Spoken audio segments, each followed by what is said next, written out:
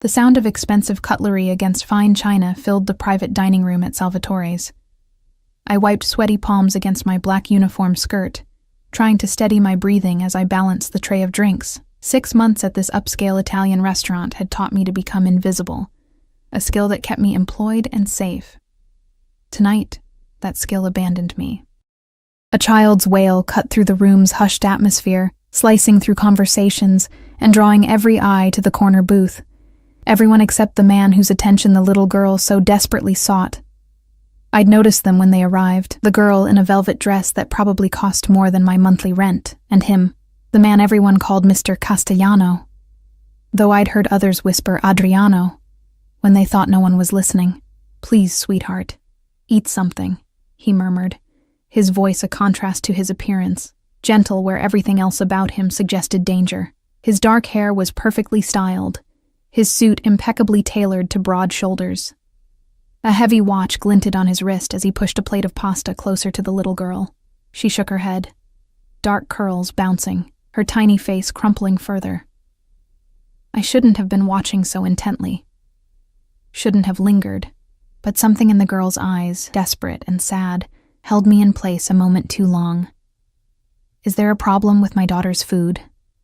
His voice, suddenly directed at me, made me flinch. His eyes, a piercing hazel that seemed to shift between green and gold under the restaurant's dim lighting, fixed on mine. No, sir," I stammered, lowering my gaze immediately. A chill ran down my spine despite the kitchen's heat still clinging to my skin. Marco, the restaurant owner, had warned all staff about Mr. Castellano. "Treat him like royalty," he'd said, "and pretend you don't see or hear anything." I'd understood the unspoken warning. The man controlled half the city through businesses that had nothing to do with fine dining. The little girl let out another sob, softer this time, more resigned, as though she'd learned early that tears rarely changed her circumstances. Without thinking, a fatal error in hindsight, I knelt to her eye level. "Hey there," I said softly, ignoring the sudden tension that radiated from her father. "Sometimes when I'm sad, I draw pictures on napkins. Would you like to try?" I reached for a crisp linen napkin, aware that Mr. Castellano had gone very still. From the corner of my eye, I saw his bodyguard shift slightly, hand moving inside his jacket. My heart hammered against my ribs. But I focused on the child whose tears had quieted to hiccups. She nodded, and I handed her the napkin along with the pen I kept in my apron pocket. "Emma." Mr. Castellano's voice carried a warning wrapped in silk. "I don't believe this young lady is paid to entertain you." I rose quickly, cheeks burning. "I'm sorry, sir. I just thought... She just misses a mom." The words escaped me before I could stop them. An observation formed from countless families I'd served, from the way the little girl looked at other children dining with their mothers. For one breathless moment, the room seemed to freeze. Even the bodyguards flanking the private dining area turned to stone. Mr. Castellano's jaw tightened, a muscle working beneath the smooth skin. When he looked at me again, something had changed in his gaze, something that made my skin prickle with warning. "Your name." It wasn't a question. "Sophia," I answered, unable to look away from his stare. "Sophia Russo." "Italian?" A eyebrow raised fractionally. "On my father's side. He passed away." I wasn't sure why I offered this information, except perhaps as some instinctive effort to humanize myself before this man who could probably have me fired with a snap of his fingers, or worse. His gaze lingered, assessing, calculating something I couldn't understand. Finally, he nodded toward his daughter. "Emma seems to like you, Sophia Russo." The way he pronounced my name, rolling the R slightly, made it sound like he was tasting it, committing it to memory. I should have recognized the danger in that moment, should have made an excuse and retreated to the safety of the kitchen. Instead, I smiled at Emma, whose tears had dried as she concentrated on drawing something that looked like a house with stick figures. "She's very sweet," I said, meaning it. "Sweet," he repeated, as if testing an unfamiliar word. "Yes, she is." He studied me with uncomfortable intensity before adding, "You may bring the dessert menu now." I nodded and turned to leave, relief washing over me as I escaped his presence. I didn't notice the phone in his hand, didn't see him gesture to one of his men who slipped out the restaurant's front door. I finished my shift at midnight, exhausted but satisfied with the tips. Mr. Castellano had left an obscene amount, enough to cover my overdue electric bill and still have something left over. As I pushed through the back door into the alley behind Salvatore's, the cold October air hit my face, a welcome relief after hours in the steamy kitchen. 3 steps toward the bus stop, and headlights flared to life, blinding me momentarily. A sleek black car idled where there should have been only darkness. My heart stuttered as the back door swung open. Miss Russo. It was the same bodyguard who'd been at the restaurant. Mr. Castellano would like a word. My throat closed. I need to catch my bus. That won't be necessary. Something in his tone made it clear this wasn't a request. Is this about what I said? I didn't mean to offend. Please. The guard gestured to the open door, where I could now make out the shadowy figure of Mr. Castellano inside. Every instinct screamed at me to run, but where? The alley had only 2 exits, and I'd never make it past this man. With trembling legs, I approached the car, the scent of expensive leather washing over me as I slid reluctantly onto the seat. Mr. Castellano sat opposite me. His posture relaxed yet commanding. The interior lights were dimmed, casting his face in shadows that emphasized the sharp angles of his jaw and cheekbones. "Where is Emma?" I asked, immediately regretting the question when his eyes narrowed. "Asleep at home, with her nanny." His voice was cool, measured. "You made quite an impression on her, Miss Russo." The car pulled away from the curb. I dug my fingernails into my palms to keep from panicking. "Mr. Castellano, I apologize if I overstepped. I didn't mean—" "How much do you make at Salvatore's?" he interrupted, as if my apology was irrelevant. The question caught me off guard. What? Your salary, plus tips, monthly." I swallowed hard. "About $2,400 if it's a good month." He made a sound, not quite dismissive but close, and looked out the window at the passing streetlights. "That's insufficient." "It's enough," I said, a flicker of defensiveness rising through my fear. "I manage." His gaze returned to me, and one corner of his mouth lifted in what might have been amusement. The 1-bedroom apartment on Westfield. 3rd floor, no elevator, unreliable heating, a neighbor who plays music until 3 a.m.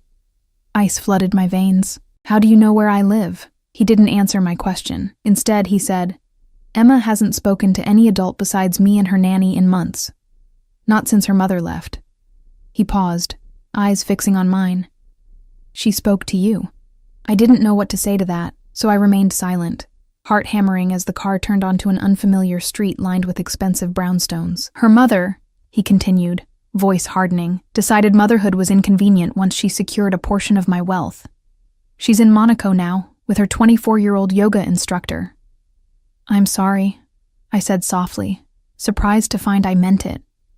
Not for him, this dangerous man who clearly had me investigated in the span of hours, but for Emma, whose sad eyes now made perfect sense. The car slowed to a stop outside a restaurant I recognized as one of the most exclusive in the city, closed at this hour to everyone except, apparently, Adriano Castellano. "I have a proposition for you, Sophia Russo." He leaned forward slightly, close enough that I caught the scent of his cologne. "Something expensive and subtle. You will have dinner with me, and we'll discuss Emma's future. And yours." Confusion replaced some of my fear. Her future? I don't understand. Emma needs consistency. She needs someone who sees her, really sees her, as you did tonight. His eyes, unreadable in the dim light, stayed fixed on mine. She needs a mother figure. Realization dawned slowly, absurdly. "You can't possibly mean—" "I'm offering you a position, Miss Russo, as Emma's live-in nanny." Relief flooded me, followed immediately by suspicion. "Why me? You don't know anything about me." His smile didn't reach his eyes. "I know everything about you. 24 years old. Nursing degree. Incomplete. Dropped out after your father's medical bills consumed your savings. No living relatives since your grandmother passed last year. Clean record. No debt except student loans, and you send flowers to your father's grave every month." He paused. "You're honest. You work hard. And most importantly, Emma responded to you." My skin crawled at how thoroughly he'd invaded my privacy in just a few hours. What makes you think I'd accept? Triple your current salary. Private suite in my home, all expenses covered. He named a figure that made me blink. Plus, benefits. The car door opened, held by the silent bodyguard. Mr. Castellano extended his hand, his expression making it clear he expected me to take it. I haven't agreed to anything, I said, even as I found myself placing my hand in his. His fingers closed around mine, warm and strong. Have dinner with me, Sophia, then decide. I should have refused, should have demanded to be taken home. Instead, I stepped out of the car, my hand still in his, and allowed him to lead me into the darkened restaurant where a single table waited, set with candles and crystal. My daughter cried for her mother tonight, he said, his voice low as he held my chair. But she smiled for you. Do you understand the rarity of that? I didn't. Not really. But as I sat across from this powerful, dangerous man whose eyes never left my face, I sensed that I was crossing a threshold from which there would be no return. One dinner, I said, trying to sound firm despite the tremor in my voice. And then I decide. His smile this time seemed genuine, revealing perfect white teeth. Of course. You always have a choice, Sophia. But even then, with the city lights glittering beyond the windows and the rich aroma of wine filling the air between us, I suspected that choice was merely an illusion he allowed me to believe in. And somehow, that made him all the more dangerous. Block 2. Candles flickered, casting golden shadows across the white tablecloth. The restaurant was eerily silent without its usual bustle. No clinking glasses, no murmured conversations, just the occasional soft footfall of the lone waiter who appeared and disappeared like a ghost at Mr. Castellano's subtle gestures. You haven't touched your wine, his observation cut through my thoughts. I glanced down at the untouched ruby liquid. I don't drink much. Never, or just tonight? His eyes, constantly assessing, missing nothing, studied my face. Rarely, I admitted. My father was... I hesitated, unsure why I was telling him this. He struggled with alcohol after my mother died. Mr. Castellano nodded once, then gestured to the waiter, who immediately removed my wine glass and replaced it with water. The small consideration unsettled me more than his intimidation had. Tell me about your experience with children, he said as the first course arrived. Something delicate involving scallops that probably cost more than my weekly grocery budget. I shifted in my seat. I worked in pediatrics during my nursing training, and I used to babysit through college. But no formal childcare qualifications. No. He considered this, cutting his food with precise movements. It doesn't matter. Emma doesn't need qualifications. She needs someone who sees her. Mr. Castellano? Adriano, he corrected smoothly. If you're to live in my home, formality seems excessive. The casual mention of my potential employment sent a chill through me. I haven't agreed to anything, yet, he added, the hint of a smile playing at the corner of his mouth. Tell me what's holding you back. The money is substantial. The accommodation's exceptional. I set my fork down, gathering courage. Perhaps the fact that within hours of meeting me, you had me investigated, followed, and essentially kidnapped from my workplace. His expression didn't change, but something flickered in his eyes. Amusement, perhaps. Kidnapped? The car door wasn't locked, Sophia. You could have left at any time. We both knew that wasn't true. As for the investigation, he continued, I have a 4-year-old daughter. Would you expect me to invite someone into her life without verification? Put that way, it sounded almost reasonable. Almost. Your reputation precedes you, I said carefully. I've heard things about your business dealings. Have you? It wasn't a question. His tone remained pleasant, but the temperature in the room seemed to drop several degrees. I pushed on, recklessness born of fear giving me courage. They say you control half the import business in the city, that politicians and police chiefs are on your payroll, that people who cross you disappear. His expression remained impassive. And you believe everything you hear? I believe in smoke and fire. He set his cutlery down with deliberate care. My business interests are diverse, Sophia. Some operate in gray areas of the law, I won't insult your intelligence by claiming otherwise, his gaze locked with mine, but Emma exists in a separate realm. Her world is secure, privileged, and completely legitimate, as would be your employment. The waiter appeared, clearing our plates and serving the next course. I used the interruption to gather my thoughts, acutely aware that this conversation was treading dangerous ground. Why not hire a professional nanny? Someone with references, experience with... I hesitated, then finished. With your lifestyle. I've employed 5 nannies in the past year, all with impeccable credentials. All utterly forgettable to Emma. He leaned forward slightly. She's withdrawn since her mother left. Tonight was the first time she's engaged with a stranger in months. Despite myself, my heart ached for the little girl with the sad eyes. Children are resilient. With time is precisely what I lack, he interrupted, a new edge to his voice. My business requires travel, meetings. I cannot be with Emma as much as she needs. And her mother? Couldn't she? Is not a subject for discussion. His tone ended that line of conversation definitively. After a moment, he added, Claudia signed away her parental rights in exchange for a settlement. She has no interest in motherhood.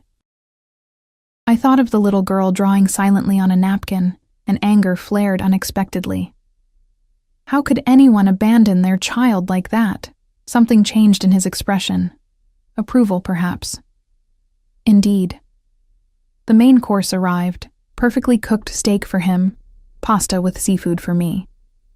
We ate in silence for several minutes before he spoke again. Your apartment lease ends next month.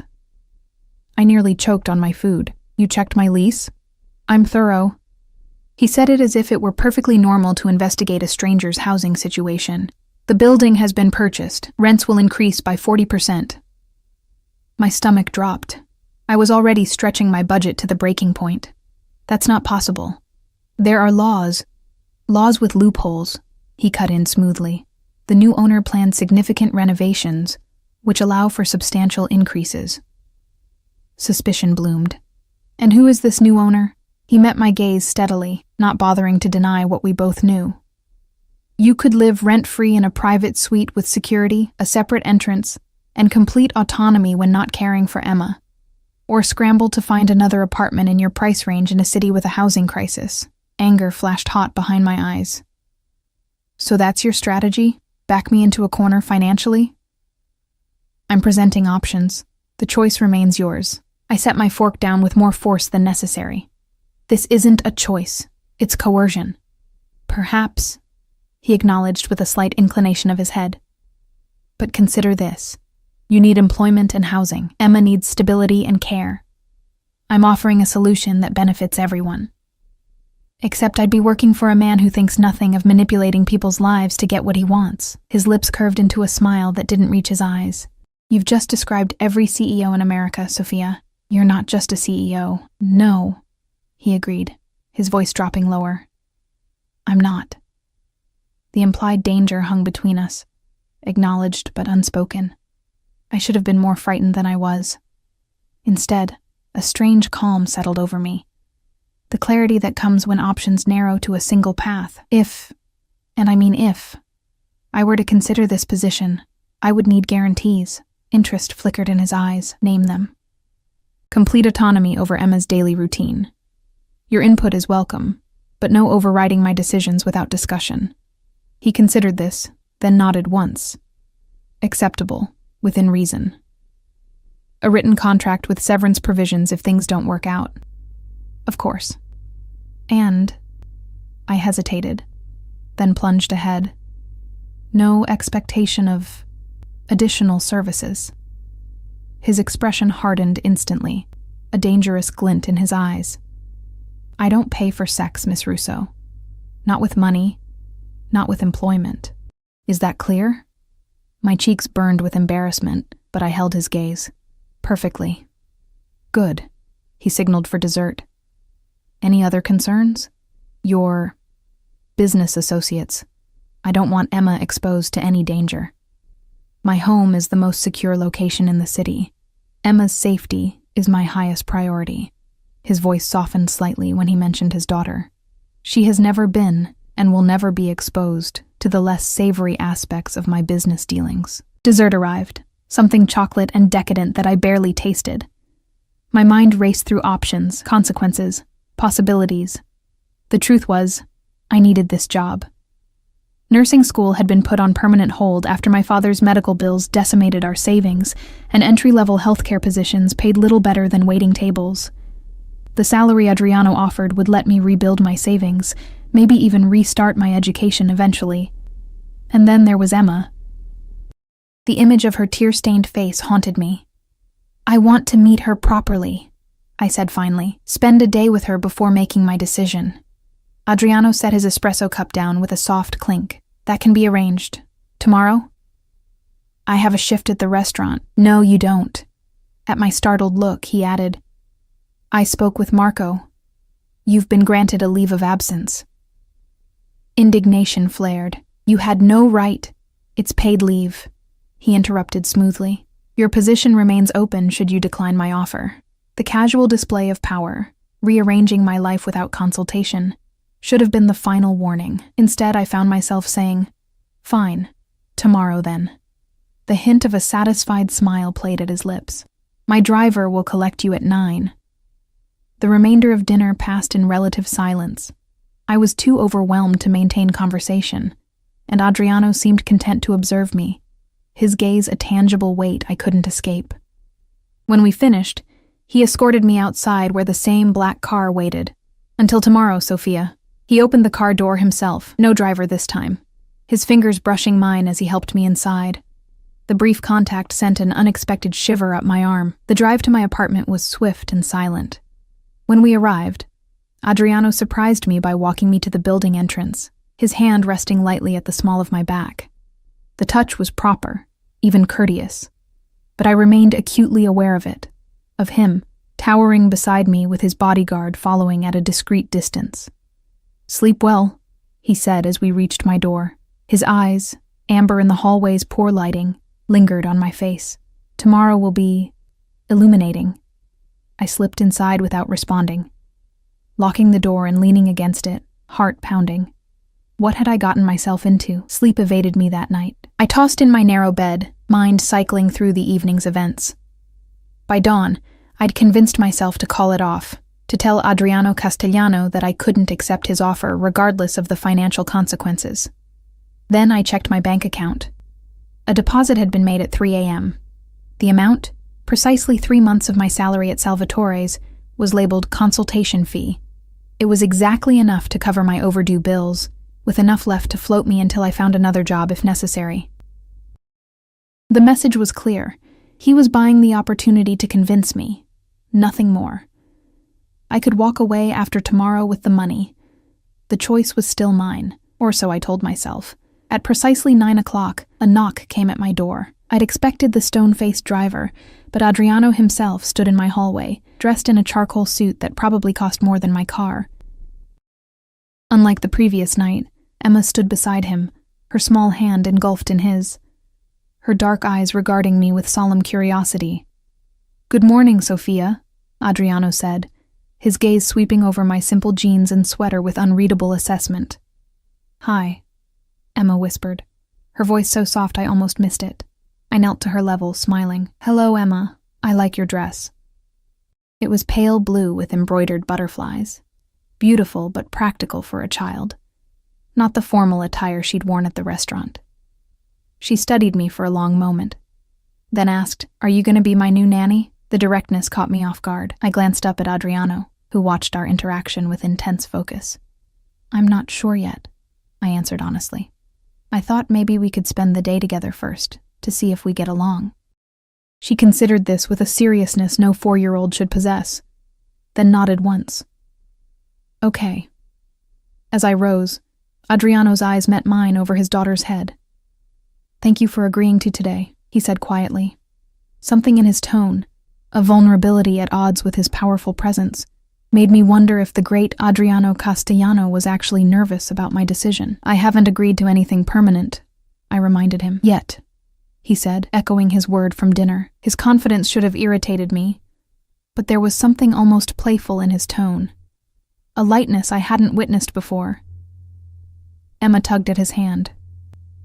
"Daddy, can we go to the park?" Adriano's expression softened as he looked down at his daughter. Perhaps Sophia would prefer something else for today. Both pairs of eyes turned to me, one hopeful, one assessing. I smiled at Emma. "The park sounds perfect."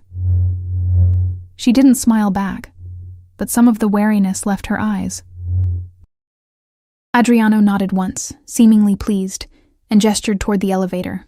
"Shall we?" As we walked down the hallway, I realized my neighbor's door was ajar, curious eyes peering through the crack. By tonight, the entire building would know I'd left with the intimidating man in the expensive suit and the silent bodyguard who materialized behind us. I wondered if I would be coming back. The park, as it turned out, was a private botanical garden normally closed to the public on Mondays. Somehow I wasn't surprised that such rules didn't apply to Adriano Castellano.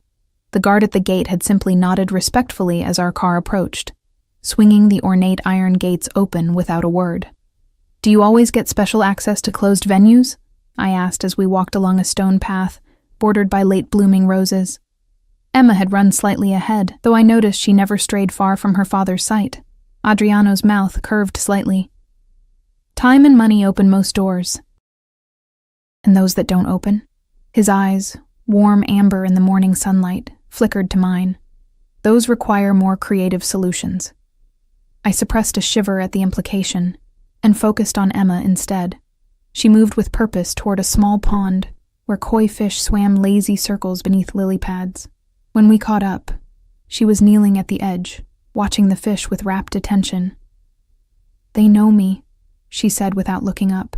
"They remember I feed them." Adriano reached into his pocket and produced a small container of fish food pellets. The practiced motion suggested this was a familiar ritual. He handed it to Emma, who carefully sprinkled a few pellets onto the water's surface. Instantly, the pond erupted with activity as orange and white fish competed for the offering. "We come here every Monday," Adriano explained, his voice pitched for my ears only. "It's her favorite place." I watched as Emma meticulously distributed the food, ensuring every section of the pond received equal attention. There was something methodical in her movements that seemed beyond her years, a precision that mirrored her father's careful control. "She's very detail-oriented," I observed. Pride flickered across Adriano's face. "She notices everything. Like her father," I said before I could stop myself. His gaze sharpened on my face. "You're observant yourself, Sophia." We fell silent, watching Emma complete her feeding ritual. When she finished, she carefully closed the container and returned it to her father, who pocketed it with a murmured, "Thank you, Piccola." "She speaks Italian?" I asked, as Emma returned to studying the fish. "Some." "Her mother," he paused, his expression hardening momentarily, "wasn't interested in maintaining her heritage. I've been teaching her since her mother left them." He didn't need to finish the sentence. "I know some Italian," I offered. "My grandmother insisted, said our heritage shouldn't die with geography." Something like approval flickered in his eyes. "Your grandmother was a wise woman." We continued walking, Emma occasionally darting ahead to examine flowers or insects before returning to our orbit. I noticed how Adriano's bodyguards, there were 3 today, maintained a discreet distance, positioned to monitor all approaches to our location without intruding on our bubble of privacy. "They're always with you?" I asked, nodding subtly toward the men. "Always," he confirmed without elaboration. "Even at home?" "The property is secure. Inside the house we have privacy." His gaze met mine. "You would never feel observed." The implication that he'd sensed my concern about living under constant surveillance was unsettling. Was I that transparent, or was he that adept at reading people? "Daddy, I'm hungry," Emma announced, appearing suddenly at his side. Adriano checked his watch. Platinum, I noticed, not gold like most men would choose. "Right on schedule," he said with warm affection that transformed his stern features. To me, he added, "She's extremely punctual. Lunch is always at 11:30. The observation might have seemed trivial, but I recognized it for what it was. He was sharing his daughter's patterns, her preferences, testing my response to her needs. We settled at a small pavilion where, Remarkably, a table had already been set with a light lunch. I wondered how many staff had been coordinated to create this seemingly effortless day, how many people worked invisibly to smooth Adriano Castellano's path through the world. Emma sat beside her father rather than across from him, I noticed.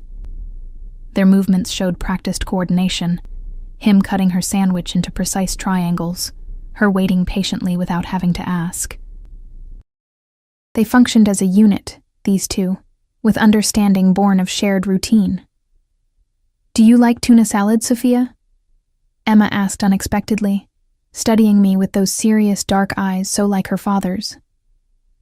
"I do," I answered, surprised by the direct question from the previously reticent child. She nodded as if confirming a theory. "Daddy said you might. That's why we have it today." I glanced at Adriano, who was focused on pouring Emma's apple juice with careful precision. Another piece of information he'd somehow gathered about me, another reminder of how thoroughly he'd investigated my life. "Your daddy is very thoughtful," I said neutrally. Emma considered this. "He remembers everything important." Something in the way she said it, with absolute conviction, tugged at my heart. This little girl trusted her father completely, saw his attention to detail as evidence of care rather than control. And perhaps for her, it was. As we ate, Emma gradually emerged from her shell, offering small observations about the gardens, the fish, the butterfly she'd seen earlier. She didn't smile often, but when she did, her entire face transformed, and so did her father's. In those moments, watching Adriano's expression soften as he responded to his daughter's rare joy, I glimpsed the man beneath the intimidating exterior. After lunch, Emma asked if she could show me her favorite flowers. Adriano nodded, and she slipped her small hand into mine with surprising confidence. The gesture, so simple yet so telling, wasn't lost on her father, whose eyes tracked our joined hands with an unreadable expression. Emma led me along winding paths, pointing out particular blooms with the expertise of a frequent visitor. Her knowledge was impressive for a 4-year-old. She knew names, colors, which ones attracted butterflies. Occasionally, she would glance back to ensure her father was still following at a discreet distance, relaxing visibly when she confirmed his presence. "These are the prettiest," she declared finally, stopping before a bed of late-blooming dahlias in vibrant pinks and purples. I knelt beside her. "They're beautiful. Do you know what they're called?" "Dahlias," she said confidently. "Daddy says they mean dignity and elegance." I glanced back at Adriano, surprised. "You know the language of flowers?" A hint of color touched his cheekbones, the first sign of anything approaching embarrassment I'd seen from him.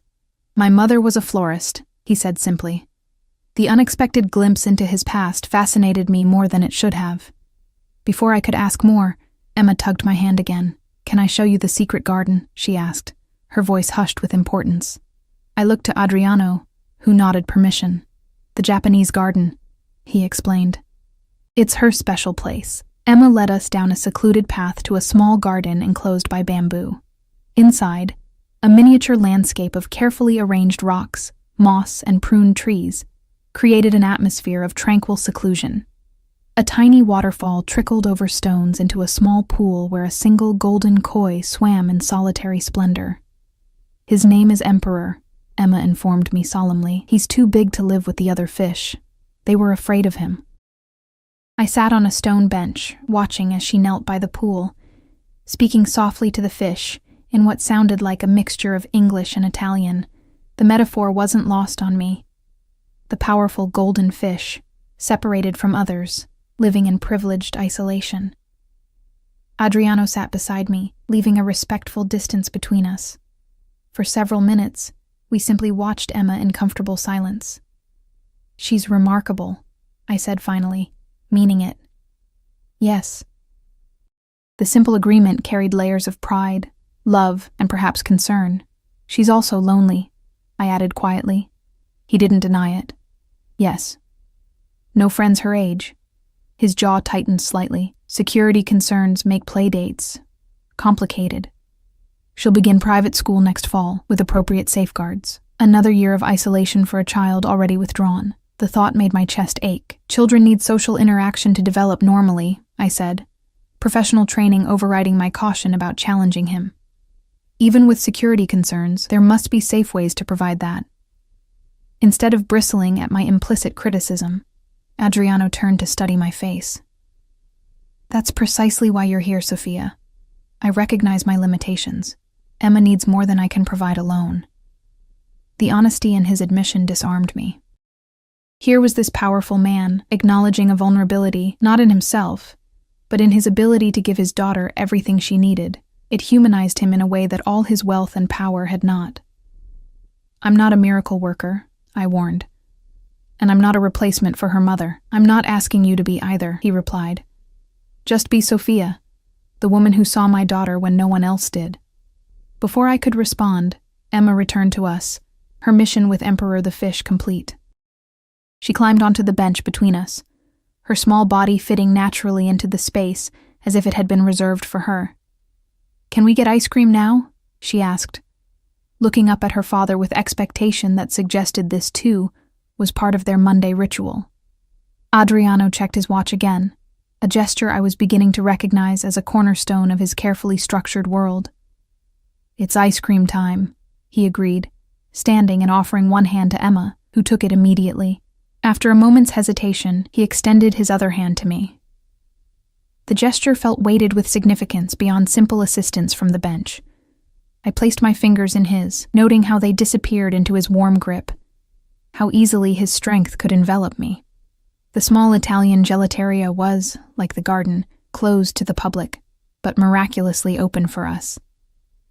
The elderly proprietor greeted Adriano with respectful familiarity and Emma with grandfatherly affection, pinching her cheek gently and asking about La Principessa's day in heavily accented English. Emma ordered stracciatella without hesitation. Adriano declined with a small shake of his head when the owner looked to him expectantly. When my turn came, I asked for pistachio, earning an approving nod from the old man. Signor Castellano's mother, she always order pistachio, he told me with a wink. Good choice, good choice. I glanced at Adriano, who had gone very still, his expression unreadable. Another piece of the puzzle that was this complicated man. A mother who loved flowers and pistachio gelato. A mother he clearly still missed, judging by the fleeting shadow that crossed his face. We sat at a small table while Emma methodically enjoyed her ice cream, occasionally offering her father a spoonful which he accepted with grave courtesy. The ritual struck me as poignant, a child caring for her parent in the small way she could. Would you like to try mine? I asked her impulsively, offering a small spoonful of the pale green gelato. She considered the offer with characteristic seriousness, then nodded. After tasting, she declared, "It's good, but not as good as mine," with such matter-of-fact certainty that I laughed. The sound seemed to startle both her and her father. Emma's eyes widened slightly, and Adriano's gaze sharpened on my face with sudden intensity, as though my laughter was a rare bird he was trying to catalog. "What's funny?" Emma asked, curiosity overriding shyness. "Just your honesty," I explained. "It's refreshing." She tilted her head. "Daddy says we should always be honest." I raised an eyebrow at Adriano, unable to resist. "Always?" His lips curved slightly. "Within reason," he amended, eyes holding mine with unexpected warmth. As Emma returned to her ice cream, Adriano leaned closer to me, his voice pitched for my ears only. "You're good with her." The simple observation shouldn't have pleased me as much as it did. She makes it easy. She's a wonderful child. "And your decision?" he asked, the question casual, but his eyes intense. "Have you reached one?" I hesitated, watching Emma carefully scoop the last bit of gelato from her cup. Despite all my reservations about Adriano Castellano and his world, I couldn't deny the connection I felt with his daughter, or her obvious need for someone who could bridge the isolation her father's position forced upon her. "I have conditions," I said finally, "beyond what we discussed last night." Interest flickered in his gaze. "Name them." "Emma needs social interaction with children her age, supervised playdates, activity classes, something to prepare her for school next year." He considered this, then nodded once. "With appropriate security measures. She needs routine but also spontaneity, flexibility, Room to be a child. Agreed. And I need certain guarantees about my position in your household. I met his gaze directly. I won't be treated as a servant or an employee in front of her. If I'm to provide a nurturing presence in her life, I need to be respected as such. Something that might have been approval flickered in his eyes. You'll have the status of a family member, Sophia. My staff will be instructed accordingly. Emma finished her ice cream and looked between us curiously, sensing the importance of our quiet conversation. Adriano smoothly transitioned back to her, asking if she'd enjoyed her treat. As she nodded, I noticed a small smudge of chocolate on her cheek. Without thinking, I dampened my napkin with water and reached to clean her face. It was such a natural, maternal gesture that I didn't realize its significance until I caught Adriano watching me with an expression I couldn't quite decipher.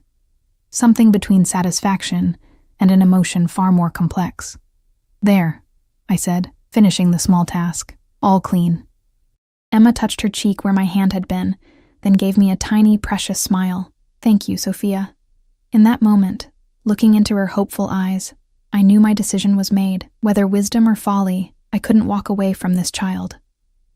You're welcome, Emma, I replied, my decision settling into certainty. When I glanced at Adriano, the knowing look in his eyes told me he'd read my capitulation before I'd even spoken it aloud. He'd won, and we both knew it. Yet somehow, it didn't feel like surrender. The transition into Adriano Castellano's world happened with the same efficient precision that seemed to characterize everything in his life. Within 3 days of our ice cream at the gelateria, I had signed a meticulously detailed contract, packed my meager belongings, and been installed in what Adriano casually referred to as your suite in his sprawling Manhattan penthouse. Suite was an understatement. The space, larger than my entire apartment, included a bedroom with a king-sized bed draped in linens finer than any I'd ever touched, a sitting room with a wall of bookshelves already stocked with nursing texts and child development books, a luxurious bathroom with a soaking tub, and a small private balcony overlooking Central Park. The rooms had been freshly painted in soft blues and creams, furnished with elegant but comfortable pieces that somehow matched my personal taste, despite my never having discussed it. How did you know?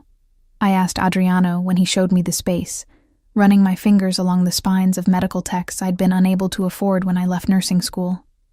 He shrugged slightly, hands in his pockets as he watched me explore. You mentioned nursing school. The books seemed practical. But it wasn't just the books. It was everything. The colors, the reading nook by the window, the absence of modern artwork that dominated the rest of his sleek, contemporary home. My space felt warm, personal. You had my apartment photographed, I realized suddenly. You copied my style. A hint of color touched his cheekbones, that rare glimpse of something approaching embarrassment. Not copied, elevated. I should have been angry at the invasion of privacy.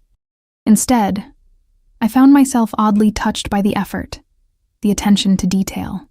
Thank you, I said simply. He nodded once, clearly more comfortable with action than acknowledgement. Emma's room is through that door. He indicated a connecting door on the far wall. My suite is at the end of the hall. The staff quarters are downstairs. The layout wasn't lost on me. I'd been placed in the family wing, not with the other employees.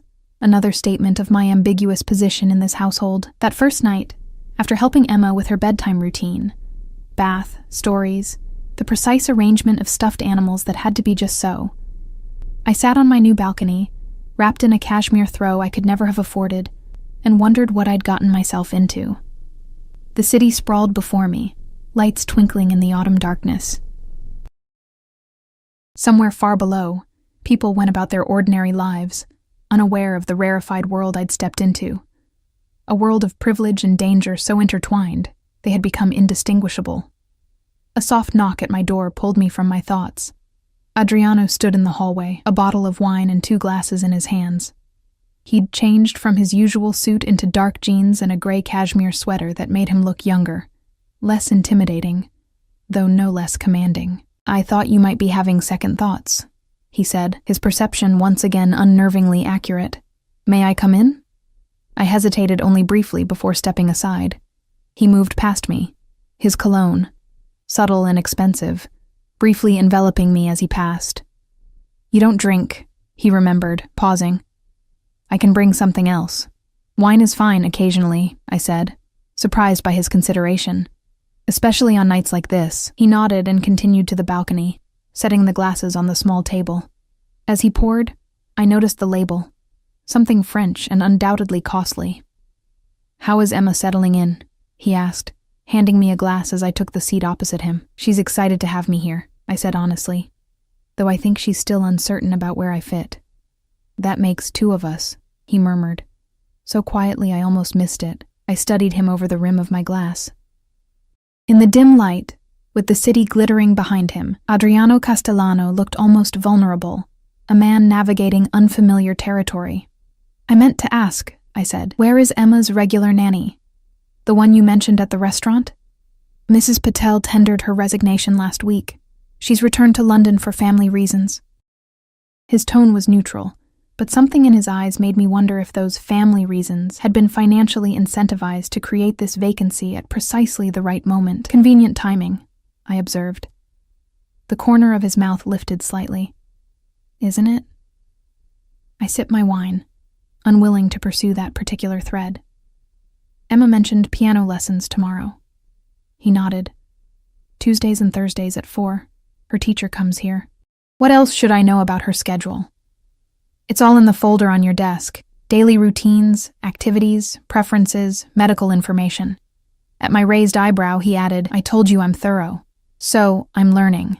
I hesitated, then asked the question that had been bothering me since I'd arrived. "The staff, do they know why I'm here? What you expect of me?" Adriano studied me over his wineglass. "They know you're Emma's caregiver and that you're to be treated with the respect accorded to family. And what exactly does that mean in practice?" He considered the question with characteristic precision. "It means you have authority over matters concerning Emma. It means your requests are prioritized. It means you answer to me, and only to me."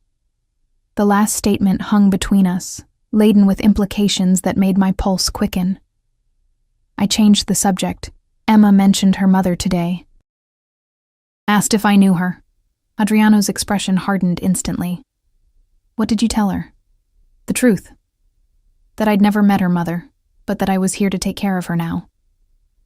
I watched his reaction carefully. "She's going to have questions, Adriano. Children need to process loss." He set his glass down with controlled precision. "Claudia abandoned her daughter for a younger man and a life free of responsibility." "What exactly would you suggest I tell Emma about that?" The bitterness in his voice revealed more than he likely intended. Whatever had happened between Adriano and his ex-wife had left wounds that hadn't healed.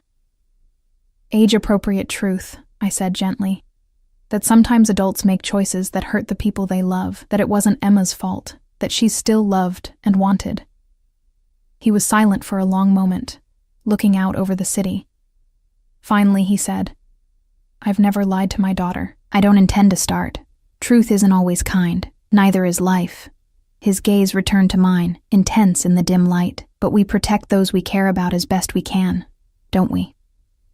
The question felt weighted with meaning beyond our discussion of Emma. Before I could respond, his phone vibrated. He glanced at it, his expression shifting subtly. "I have to take this," he said, rising. "Business." I nodded, watching as he stepped into my sitting room to answer the call in rapid Italian, his tone shifting to something harder, more commanding than the voice he used with Emma or me. This, I realized, was a glimpse of the other Adriano, the one who controlled businesses in gray areas of the law. The call was brief. When he returned, he seemed to have settled something complex, with just a few words. Power radiated from him, like heat from a banked fire. "You should get some rest," he said, gathering the wine glasses. "Emma rises early." 5:30, I confirmed, having already learned this detail from her schedule. "Will you be joining us for breakfast?" Something like regret crossed his face. "Not tomorrow. I have early meetings." As he turned to leave, I found myself asking, "Is it always like this, the separate lives?" He paused at the door, looking back at me with an unreadable expression. "What do you mean?" "You and Emma. Living parallel lives under one roof." His jaw tightened. "My work requires certain compartmentalization. She misses you," I said simply. "Even when you're here." I expected anger at my presumption. Instead, he seemed to consider my words carefully. "I'm doing my best, Sophia," he said finally, a rare admission of imperfection. "Perhaps that's why you're here." With that, he was gone, leaving me with more questions than answers about the complicated man who was now my employer. The days settled into a rhythm. Emma and I breakfasted together each morning in the sunny kitchen nook, Adriano joining us when his schedule permitted, which was less often than I would have liked for Emma's sake. Mornings were for educational activities, reading, numbers, simple science experiments that made her serious face light up with wonder. Afternoons brought scheduled lessons or outings, always with security hovering at a discreet distance. Adriano and I developed our own routine of evening debriefings, usually on my balcony if weather permitted. He would arrive precisely at 9 after Emma was asleep, sometimes with wine, sometimes with tea. We would discuss Emma's day, her progress, her needs.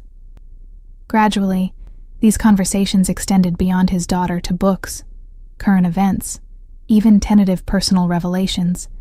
His childhood in a modest Brooklyn neighborhood, my dreams of finishing nursing school. I learned that beneath the intimidating exterior was a mind of extraordinary breadth and precision. He could discuss literature, history, or medicine with equal facility. He read constantly, applied ruthless analysis to every problem, and possessed a memory that bordered on photographic. In another life, he might have been a surgeon or a scholar. 2 weeks into my new position, I initiated a change to Emma's routine that I knew might meet with resistance. "I'd like to enroll her in a children's art class," I told Adriano during our evening meeting. His expression grew cautious. "What kind of class?" "At the community center in Brooklyn Heights. It's for 4 to 6-year-olds once a week. Painting, clay, basic creative expression. A public class," he said, his tone making it clear what he thought of the idea. "Yes, with other children. Real children. Not just the carefully vetted offspring of your business associates."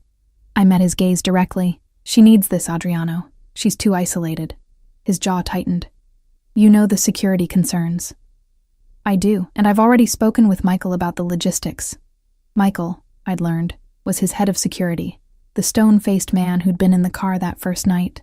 "The center can be secured. Proper protocols can be established." Adriano's eyebrows rose slightly. "You discussed this with my security chief before me?" "I did my homework before presenting the proposal," I said evenly. "Isn't that what you would do?" A hint of amusement flickered in his eyes. "Using my own methods against me, Sophia?" "Learning from the best," I countered. He studied me for a long moment, then nodded once. "I'll consider it." Coming from Adriano, it was practically capitulation. I pressed my advantage. "There's one other thing. Emma's birthday is next month." "I'm aware," he said dryly. "She should have a proper party, with other children." Now his expression closed entirely. "Absolutely not. The security risks can be managed," I interrupted. "A small group, thoroughly vetted. Here, where you control the environment. And where would these children come from? Emma has no friends her age. She will, after starting art class," I pointed out. "And there are children of your business associates. Your legitimate business associates," I emphasized. "She deserves this, Adriano, a normal childhood experience." He was silent for a long moment, conflict evident in his expression. Finally, he said, 3 children, maximum, and Michael oversees all security arrangements personally." I smiled, knowing it was the best I would get. "Thank you." He waved off my gratitude with a slight gesture. "Don't thank me yet. If there's the slightest security concern, it will be canceled immediately." "Understood." As he rose to leave, he paused, looking down at me with an odd expression. "You're changing things, Sophia, more than I anticipated. Is that a problem?" I asked, suddenly uncertain. "No," he said after a moment. "It's why you're here." The art class proved transformative for Emma. Though initially shy and reluctant to interact with the other children, by the 3rd session, she had formed a tentative friendship with a girl named Lily, whose father, I later learned, was an investment banker with peripheral connections to Adriano's legitimate businesses. The connection had been thoroughly vetted by Michael, who now accompanied us to every class along with another security team member. Lily asked if I can come to her house. Emma informed me one afternoon as we rode home in the town car, her latest watercolor masterpiece carefully preserved in a folder on her lap. I glanced at Michael, whose impassive expression revealed nothing. That sounds like fun. I'll discuss it with your father. Emma's eyes, so serious for a child her age, studied my face. He'll say no. The simple certainty in her voice broke my heart a little. You don't know that, sweetheart. He always says no to going to other people's houses. Because of security, she said, the adult word sounding incongruous from her small mouth. I reached across to squeeze her hand.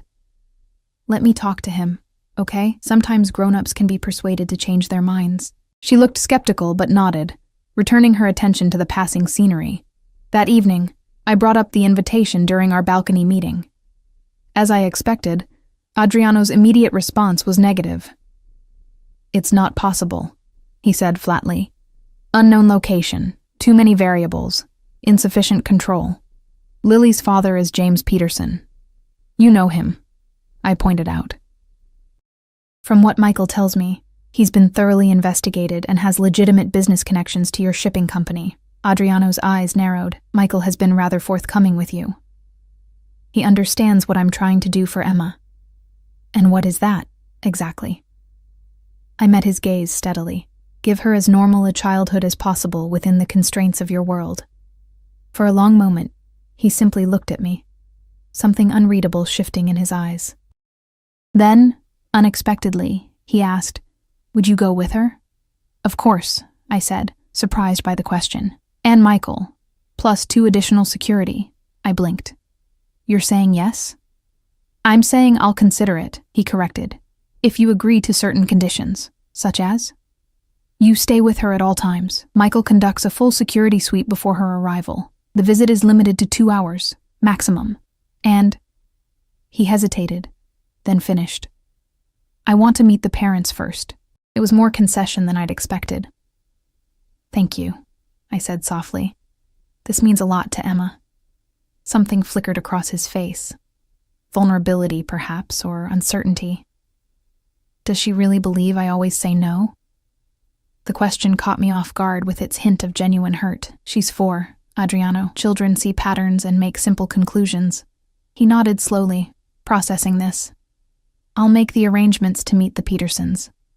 Perhaps dinner here next week. I hid my surprise at how quickly he was moving on this. Emma will be thrilled. As he rose to leave, he paused, looking down at me with an intensity that made my pulse quicken. You're good for her, Sophia. Better than I anticipated. The compliment warmed me more than it should have. She makes it easy. She's an extraordinary child. Yes, he agreed, his voice softening the way it only did when he spoke of his daughter. She is. As he turned to go, his hand brushed mine, the contact brief, but electric. For a moment, neither of us moved, the unexpected touch hanging between us like a question neither was prepared to ask. Then he was gone, leaving me alone with the night sky and the unsettling realization that Adriano Castellano was becoming more than just my employer. The dinner with the Petersons proved surprisingly normal, if one ignored the security suite beforehand and the staff who moved with practiced invisibility around us. James Peterson was a distinguished man in his 40s, with a quick laugh and none of the nervous deference most people showed around Adriano. His wife, Claire, a pediatrician with warm eyes and a gentle manner, immediately put both Emma and me at ease.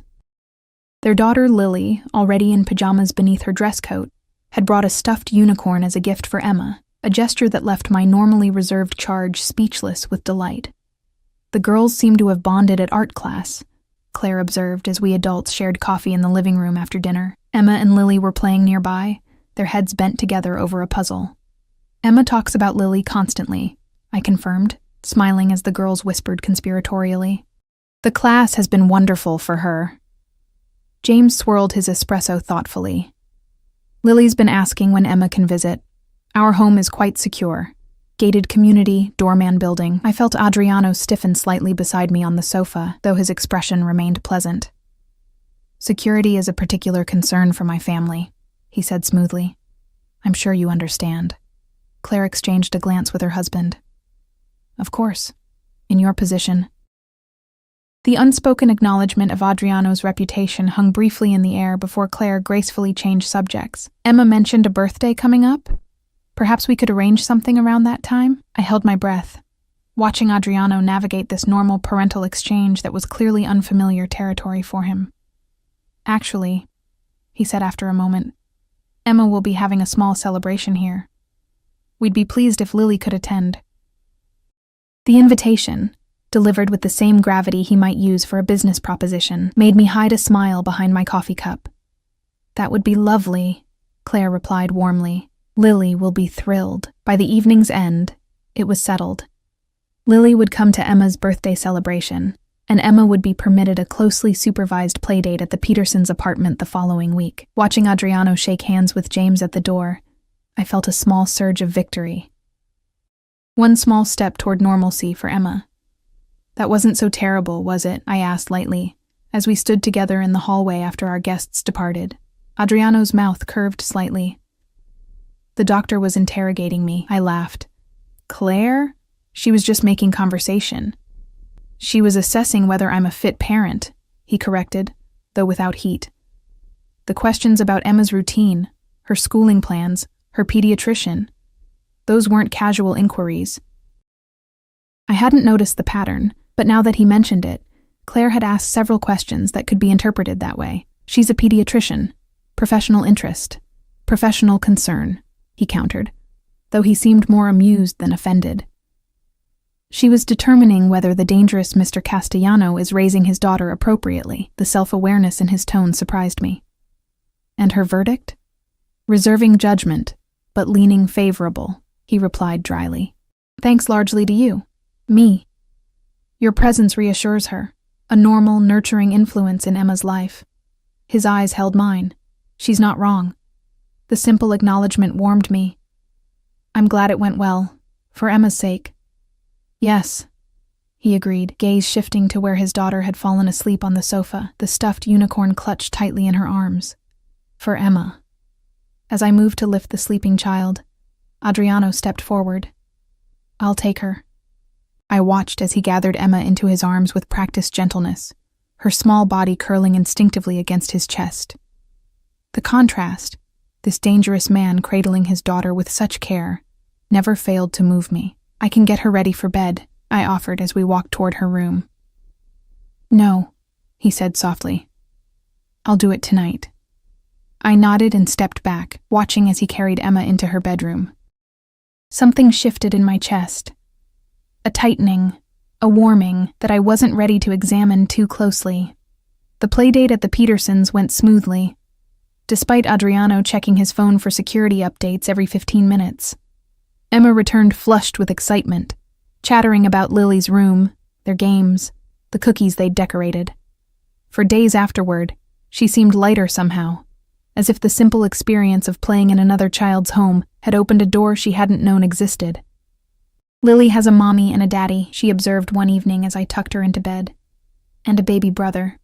"She does," I agreed, smoothing her dark curls away from her forehead. Emma was quiet for a moment, her small face serious in the dim light from her bedside lamp. "Do you think my mommy will ever come back?"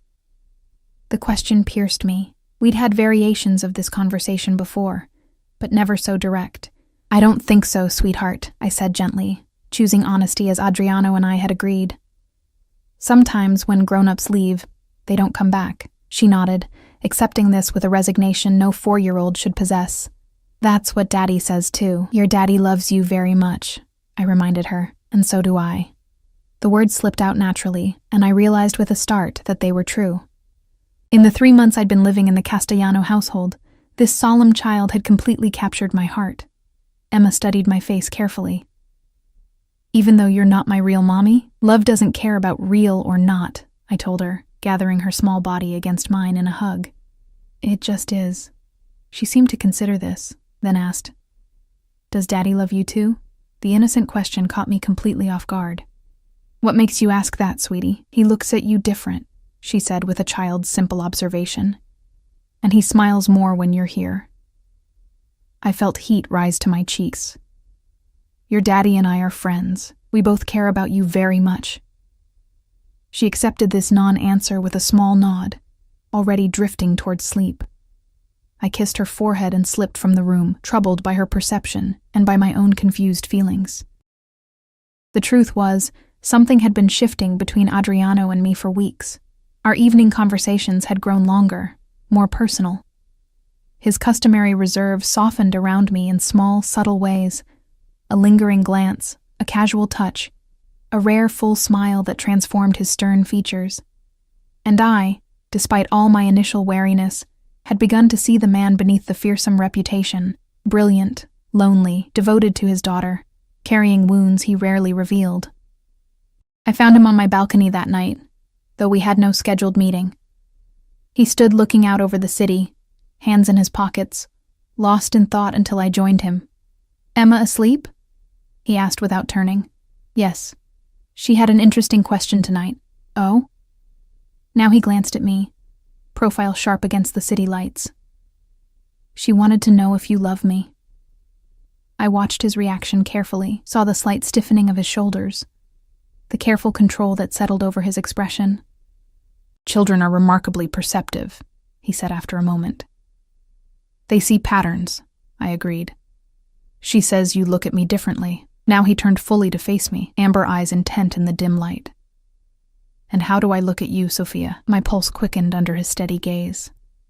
"Like you're trying to solve a puzzle, or like—" I hesitated, then finished honestly, "like you want something you're not sure you should have." The corner of his mouth lifted slightly. Remarkably perceptive indeed. We stood in charged silence, the unspoken shifting between us like a living thing. "This is complicated," I said finally. "Yes. I work for you." "A technicality," he countered. "You've become more than an employee, and we both know it." The simple acknowledgement of what had been building between us hung in the air. I took a steadying breath. "What exactly are we doing, Adriano?" He moved closer, close enough that I could feel the warmth radiating from him in the cool night air. "I think you know. I need to hear you say it." His gaze never left mine. "I've developed feelings for you, significant ones." The direct admission, delivered with his characteristic precision, still managed to take my breath away. "That's problematic." "Why?" "Because of who you are, what you do." I gestured vaguely. "Your world." "My world has many facets, Sophia. Not all of them dangerous." "But some of them are," I insisted. "I've seen the men who come to your study late at night. The conversations that stop when I enter a room. The calls you take in Italian that change your entire demeanor." He didn't deny it. "Those aspects of my life are separate from my home, from Emma, from you." "Are they? Can they be?" I challenged. "What happens if someone from that world decides to use your personal attachments against you? Isn't that why you have so much security? Why Emma lives such an isolated life?" His expression hardened slightly. "I would never allow harm to come to either of you. That's not a promise anyone can keep," I said softly. "Not even Adriano Castellano." He was silent for a long moment, the muscle in his jaw working. Finally, he said, "What are you afraid of, Sophia, truly?" The question cut straight to my core. "That I'll fall in love with you," I admitted, the words escaping before I could stop them. "That I'll let myself believe in something that can't last. That Emma will get hurt when it all falls apart." Something softened in his expression. "You assume failure before we've even begun." "I'm being realistic." "No," he countered, taking another step closer. "You're protecting yourself, the same way I've protected Emma, by building walls, controlling variables, minimizing risk." His voice lowered. "But there's no safety in isolation. You taught me that." The echo of my own arguments about Emma's socialization being turned back on me was startling. "That's different. Is it?" One hand came up to touch my face, his thumb brushing lightly across my cheekbone. "You've changed things, Sophia, for Emma. For me." His eyes held mine. "The question is whether you're brave enough to let things change for you too." My heart hammered against my ribs. "I care about Emma too much to risk hurting her." "Emma loves you," he said simply. "As do I." The words, spoken with such quiet certainty, stole my breath. "Adriano." "I don't say that lightly," he continued, his gaze never leaving mine. "I've loved exactly 3 people in my life, my mother, my daughter, and now you." "You can't know that," I whispered. "It's only been a few months. "I knew the first night," he countered, "when you saw my daughter crying and understood what no one else had. What I hadn't been able to give her myself." His hand cradled my face with exquisite gentleness. "I knew when you challenged me, refused to be intimidated, put Emma's needs above your fear. I knew, Sophia." The raw honesty in his voice undid me. Before I could formulate a response, a soft voice came from the doorway. "Daddy? Sophia?" We both turned to find Emma standing there in her pajamas, clutching her unicorn. Adriano stepped back, his hand falling away from my face. "What is it, Piccola?" he asked gently. "Another bad dream?" She nodded, rubbing her eyes sleepily. Without hesitation, Adriano crossed to lift her into his arms. "Would you like to sleep in my room tonight?" he asked. To my surprise, Emma shook her head. "Can I stay with Sophia?" Adriano's eyes met mine over his daughter's dark curls, a question in them. I nodded, holding out my arms to take her.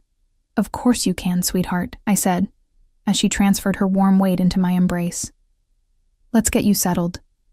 As I turned toward my bedroom, Adriano's voice stopped me. "I'll say goodnight then."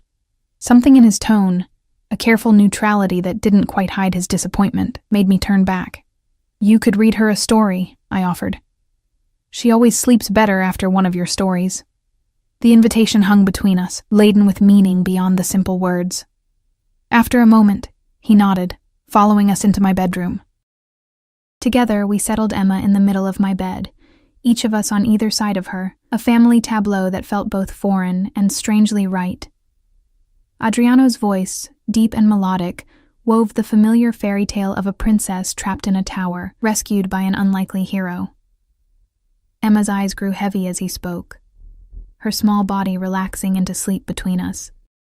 When the story ended, we sat in comfortable silence, watching our daughter, for she had become ours somehow, in these months together, sleep peacefully. "Stay," I said quietly, meeting his gaze over Emma's sleeping form. "Just to sleep. Just for tonight." Understanding filled his eyes, that this was a beginning, tentative but real. He nodded once and stretched out beside Emma, one arm protectively cradling her small body. I turned off the lamp and lay down on Emma's other side, our small family cocooned in darkness and possibility. Across the sleeping child, Adriano's hand found mine, fingers intertwining. "Whatever comes," he whispered, "we face it together. The three of us." It wasn't a traditional happy ending. There were still complications, dangers, uncertain futures to navigate. But as I looked at Adriano's face in the dim light, softer now, at peace, and felt Emma's steady breathing between us, I knew I had found my place in this unexpected family. "Together," I agreed, squeezing his hand. 6 months later, Emma got her birthday wish when Adriano and I were married in a small ceremony in the Japanese garden where I'd first seen the real man behind the fearsome reputation. She stood beside us in a blue dress, sprinkled with embroidered butterflies, beaming as she became officially what she'd been in her heart for months: our daughter. Life with Adriano wasn't always easy. There were still late-night calls, mysterious meetings, aspects of his business that remained closed to me. But he kept his promise. Home remained separate, sacred, protected. And as time passed, I noticed subtle changes, legitimate businesses expanding, questionable ones fading, a gradual shift toward a life that could step fully into the light. "For you and Emma," he explained simply, when I questioned the changes. "For our future." When our son was born a year later, pink and perfect and untouched by the shadows of his father's past, I saw in Adriano's face the completion of a transformation that had begun the night a waitress dared to tell a dangerous man what his daughter truly needed. The Mafia boss who had once inspired fear throughout the city now read bedtime stories with different voices for each character, coached Emma's soccer team under the watchful eyes of security guards who faded further into the background each year, and rocked our son to sleep singing Italian lullabies his mother had once sung to him. "You saved us," he told me one night, as we stood on the balcony where so much had begun, watching the city lights shimmer. Both of us. I shook my head, leaning into his embrace. We saved each other. His arms tightened around me, and in that moment, safe, loved, complete, I knew that sometimes the most unexpected choices lead to the most perfect destinations.